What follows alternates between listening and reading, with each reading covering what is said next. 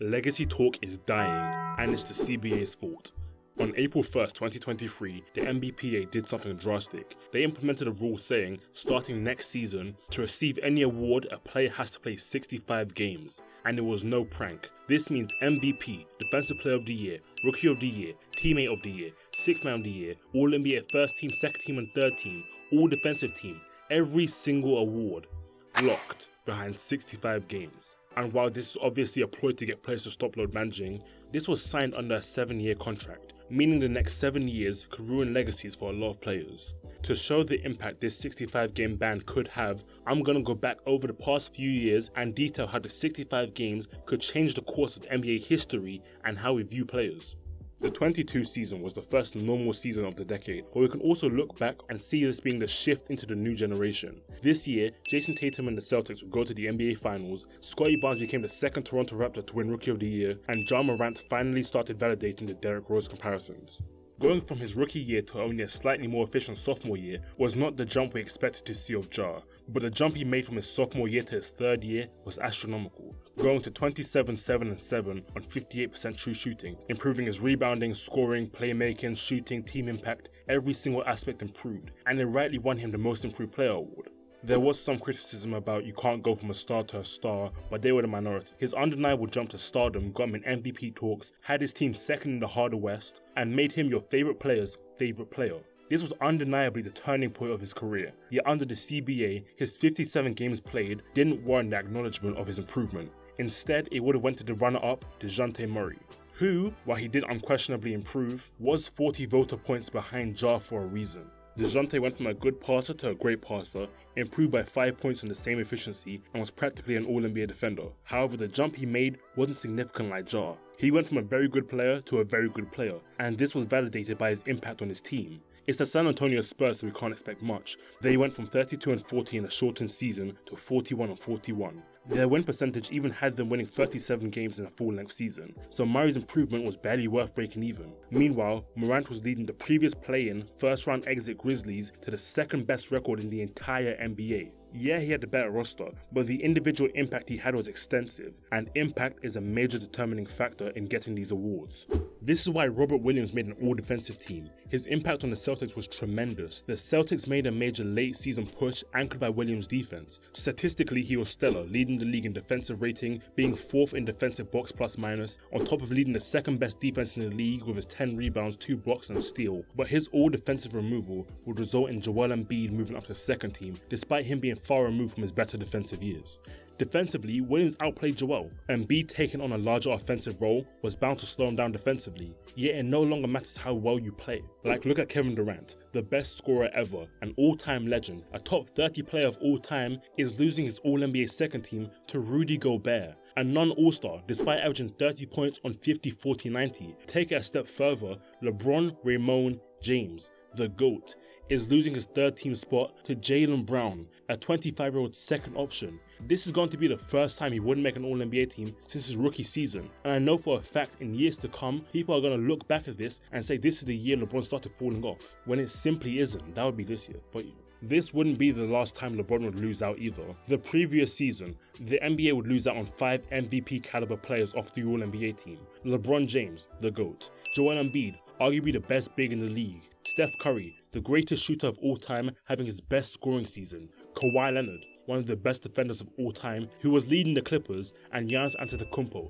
the reigning back-to-back MVP, despite them all having career years as all-time great players. Instead, we have to replace them with Russell Westbrook, Chris Middleton, Nikola Vucevic, and the spirit of 65-game players, because no other All-NBA nominees played 65 games, with the closest being Jason Tatum at 64 games. Even then, the NBA tends not to reward younger players. There's a reason the last rookie All-Star was in 2011. Even this year, LaMelo Ball, the high school phenom we'd all been watching for years, came in and lived up to his expectations. Despite his slow start, he started to ramp up into playing a high-octane, fast-paced, jaw-dropping, eye-gluing, electrifying style of play. They tried making a Rookie of the Year competition by throwing in Tyrese Haliburton and Anthony Edwards when LaMelo was away, but when he came back, all knew it was him. Yet the games he was away would result in Anthony Edwards, who was clearly not as impactful as him, or simply better than LaMelo at any aspect, receiving the award. When LaMelo had the opportunity, he led his team to one game away from the playoffs with less talent around him for the first time in 7 years, with averages of 16, 6 and 6, the 14th rookie to ever do this.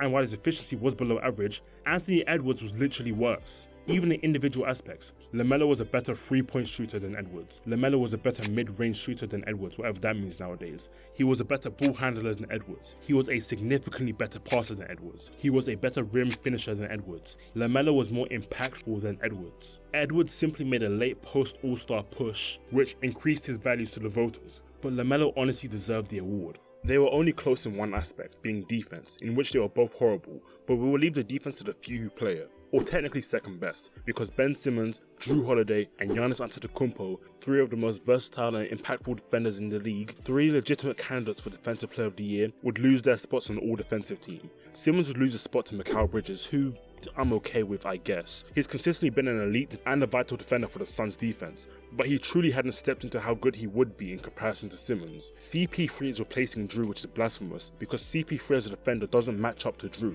Holiday was one of the best on-ball defenders in the league. The manner in which he navigated pick and roll and jumped at guards, he averaged more steals in less games, he had only 3 less steals with an 11-game difference, and was more versatile in the personnel he was guarding. Meanwhile, Mikal Bridges was the POA defender and consistently took harder defensive matchups than Paul.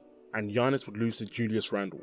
Randle was cool, but I don't think I need to explain why the reigning Defensive Player of the Year, who had only got better since that year, shouldn't miss out on the all-defensive team. The second team took major hits as well, with the main one being Bam losing his spot to Dillon Brooks. Now, for however we look at Dillon Brooks today, we know that in 2021, he wasn't being called the best defender in the league, unlike Bam, who after what we saw him do to Jason Tatum was receiving exceptional amounts of praise, and Dillon Brooks was simply nowhere near as good defensively as Bam. Now we arrive at the infamous bubble season, and this provides an opportunity to look at another problem posed by this rule. It doesn't account for lockouts, global shutdowns, or any other event that could shorten a season. Will they do it by percentage? Will it be a strict 65 games? Will they put an asterisk on it? It's undetermined, so we don't know how this could affect players' legacies, which is what they play for. Like if the rule applied in 2020, Giannis would be looked at completely differently. Not only would Giannis lose his Defensive Player of the Year to Rudy Gobert, making Rudy Gobert have the most Defensive Players of the Year in NBA history, but he would also lose his back-to-back MVPs to none other than LeBron James, giving LeBron James 5 MVPs, tying him with Jordan and the second most in NBA history, which only improves LeBron's legacy, because the narrative would easily be that LeBron at 35 was winning MVPs over the supposed best player in the world, and that's something that Jordan wasn't doing, only inching him closer to complete goathood. Giannis wouldn't only lose that, his spot on the All-NBA team and All-Defensive team would be remiss, leaving the All-NBA to Jason Tatum and the All-Defensive spot to Bam Adebayo. His All-Defensive team should have went to Kawhi, who was on the second team, but he didn't play enough games either, which is why he got replaced with Jason Tatum in year 3. But JT would be bumped up to first team because AD didn't play enough games either, making the all-defense second team replace PJ Tucker and Pat Bev to Dante DiVincenzo, and once again, my king, LeBron Raymond James, only adding to his legacy on top of being one of 7 of the original 15 players to keep his position on the All-NBA team. We'd be removing the previously mentioned Giannis, the future champion Anthony Davis, and the wonder boy Luka Doncic from the first team, to be replaced with Jason Tatum, Nikola Jokic, and Damian Lillard. With Jokic and Lillard moving up from first team, that leaves a gap in the second team at guard and center, as well as having to remove Kawhi Leonard and Pascal Siakam. Now normally this would give more people opportunities to move up, but again, the bubble season only produced so many 65-game players, so all we can give is Rudy Gobert moves up from third team to second team and brings Bam Adebayo as forward and Shai Gilgeous-Alexander, a personal selection of mine. This makes the third team even more bare than the second team, as Jimmy Butler, Ben Simmons and Russell Westbrook didn't play enough games. Rudy Gobert moves up to second team and Jason Tatum moves up to first team. This 65-game rule literally has me creating my own All-NBA team. But nonetheless, at guards we have Donovan Mitchell and Devin Booker, at forwards we'd have Dillon Brooks and Duncan Robinson in his second season, and Brook Lopez completes the set at center. Bam Adebayo would also win Most Improved, which I am personally fine with. What I'm not fine with is LaMarcus Aldridge beating LeBron's All-NBA streak in his first year of the Lakers, the year he arguably could have won MVP, replacing LeBron James with LaMarcus Aldridge with what LeBron was doing with that young team before he got injured, especially when everyone was doubting him in the West, would be disgusting. What LeBron was doing with his second star being Lonzo Ball was unheard of, especially at 34. The only thing he couldn't do was play defense, so the people who did, like Rudy Gobert, will make an All-NBA third team. but now he gets to be on second team because Joel Embiid couldn't play one more game. This also moves Cat up to third team, regardless of his horrible defense. Speaking of defense, remember Draymond Green and Kawhi Leonard, the all-time great defenders they are? Well, they're losing their all-defensive selections. Draymond is losing his spot to PJ Tucker, which is fair, but questionable. But it's questionable how it affects Kawhi's legacy that he would lose his all-defensive spot to his teammate. We can see that this rule has really given an edge to defensive players over the years. Look at Rudy Gobert. He had the most defensive players in NBA history. Because in 2018, he was 9 games short of the minimum, meaning he's handing over his Defensive Player of the Year to Anthony Davis. Meaning, LeBron will go on to play with Defensive Player of the Year, and for those who already used the he had X amount of All-Stars argument, this would 100% fuel it even more. Playing next to an All-Star, Defensive Player of the Year, and All-NBA performer, while his competition was only losing the All-NBA spots. Steph Curry would lose his third team All-NBA to Kyle Lowry, while LeBron was still in full effect. Jimmy the Timberwolf Tyrant would get access to third team and All-Defensive team for a sophomore Ben Simmons and PG-13. Embiid would lose his All-NBA and All-Defense to an old-ass Al Horford who was kicking his ass on the Celtics, and resident sweetheart Steven Adams. Fucking Rudy Gobert doesn't even make the All-Defensive team. Instead, it's Drummond.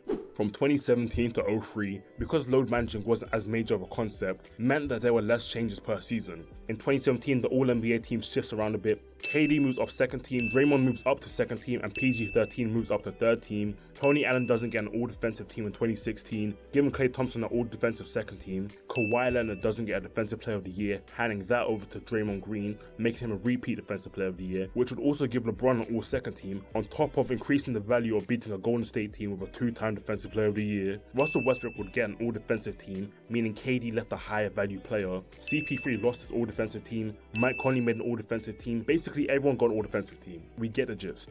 We can truly see how this affects everyone's legacies. LeBron became closer to true GOAThood by securing his 5th MVP and would also be known as the better defender for longer by securing more all-defensive teams. Giannis likely wouldn't be looked on as favourably because losing his Defensive Player of the Year and 1 MVP makes him less historic. Some people have him as the second greatest power forward of all time. But now we have to question if he's better than KG, Dirk, or maybe even Barkley, on top of having AD thrown in these talks after taking his Defensive Player of the Year and winning a ring.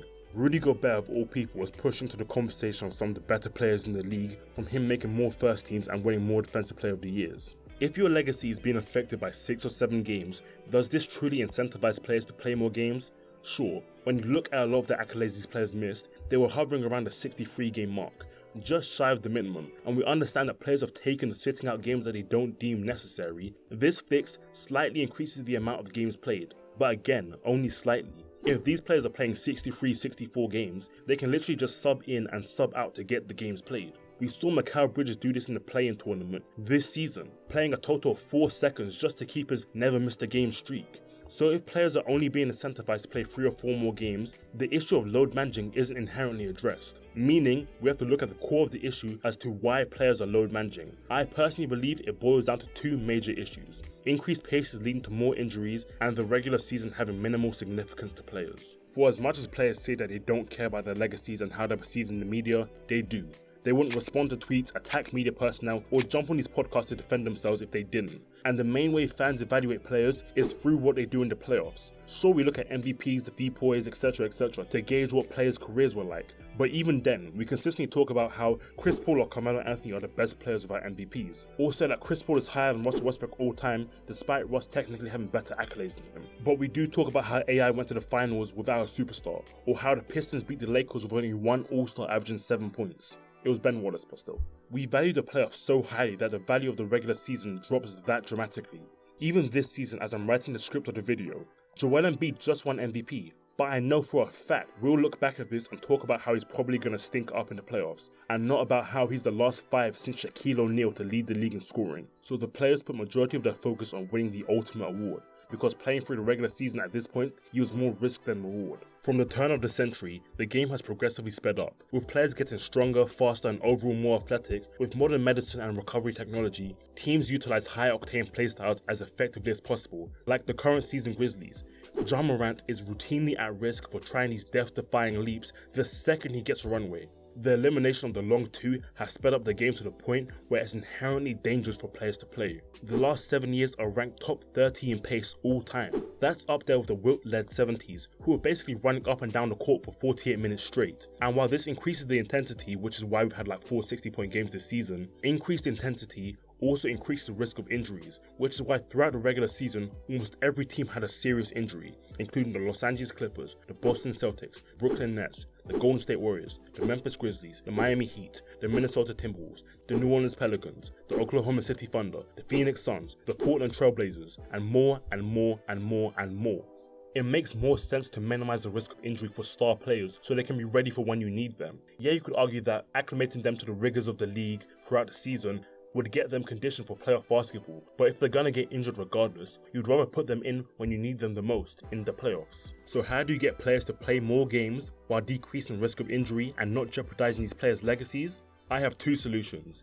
A. Expand. Diversifying the talent by bringing in new teams to the league would inherently slow down the pace of the game by decompressing the amount of talent in higher quality teams. From 1975 to 2005, the 6 times the league expanded, the league average pace decreased 4 times, so expanding would slow down the game enough to decrease injuries. And B. Convert the games played into minutes. Now, while on the surface this may seem redundant, this would actually yield better results for the league. The issue with games played is, like I said, the threshold is around 2 or 3 games away from most players, so it's not addressing the problem. There's nothing stopping these players from jumping in and out of games to get the games played mark and bow, they won MVP. When you convert it to minutes played, if players truly care about the awards the way we think they do, players are forced to play quality minutes throughout the entire regular season. They can't just spam 48 minutes from the start of the season until they reach their goal, then rest for the rest of the season. They'd have to play around the 36 minutes they usually play. But the issue now lies with what happens when games go to overtime, double overtime, or players go on 5-game streaks playing 44 minutes. They'd reach their target sooner, meaning they would end up playing less games. The blessing of this conversion is, because they play more minutes, you can also get more minutes out of them. You can increase the threshold for games played. If you set the threshold at 36 minutes for 75 games, as crazy as that amount sounds, that is 69 games played, giving fans more opportunities to see their favourite players and giving voters more than a good enough sample size to vote on who actually deserves the award. As it currently stands, the 65-game rule isn't enough to seriously adjust the players' habits. It would be too easy to skim through 65 games. Like LeBron James, he was 10 games off but took a vacation, tore his meniscus, and had recurring foot issues the entire season. I don't think it'd be hard to get 10 more games out of him, especially if out of those 10 games, how many games do you think he has to actually try? How many games do you think he could play the first half and then sit the second half? Or play 5 minutes every quarter? Or only start playing when the game's looking a little too close? And for the players who don't play within the 60 to 63 game range, they're simply going to have to miss out on getting their dues. Meaning players like Anthony Davis and Kawhi Leonard are going to miss out on All-NBA teams to players like Nikola Vucevic and Chris Middleton, who realistically don't compare to them, especially as vital pieces to their team's success. But if you want to see what common factor gives the edge to teams like theirs, click this video here. If you like the video, like the video. If you don't.